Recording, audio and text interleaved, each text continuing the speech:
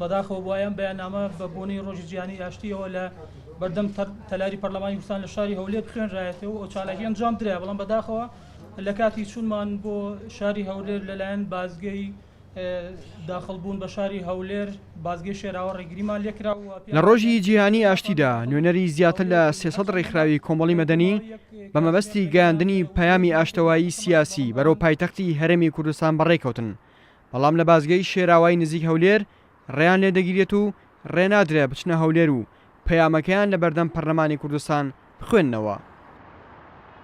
بۆیەوە کەمپینی ئاشتەوایی سیاسی کە نوێنەری نزیکەی 300 ڕێکخراوی سەرجەم شوێنە جوگرافیەکانی هەرێممان لەگەڵا بە ئیداری دەرەوەی هەرێمی کوردستانیشەوە لە هەوڵەکانی خۆمان بەردەوام دەبین و لە ئایندەیەکی نزیکیشدا دیدارێک بە ناوی چەتری ئاشتی لە پایتەختی ئاشتی هەرێمی کوردستان پارێزگای هەڵەبجە بۆ 5 لایەنی سەرەکی لە هەرێمی کوردستان و بەشدار لە حکوومەت لە ئاسێکی باڵەدا ئەنجام دەدەین کە هیواخوازین ئەو لایەنانش ئەو دیدارە بکەنە دەرفەت و فرسەتی ئاشتی نێوانیان و ئاساییکردنەوەی دۆخە سیاسیەکە و کاراکردنەوەی پەرلەمان و حکوومەتیشی بەدوادا بێت.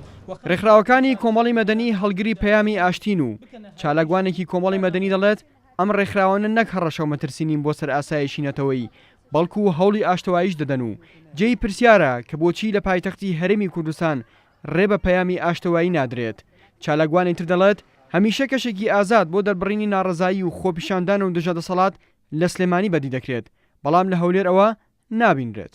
ئەو ئازادیە کە لێرە هەیە بە هیچ جۆرێک لە هەولێر لە هیچ پارێزگایشی تر دەست ناکەوێت. لێرە دەنگە ناڕازیەکان زۆرن، بەڵام زۆر بە ئازادە نەقسە دەکەن. کەمپینەکان زۆرن، بەڵام هەموو ڕێگەیەکیشیان پێدراوە.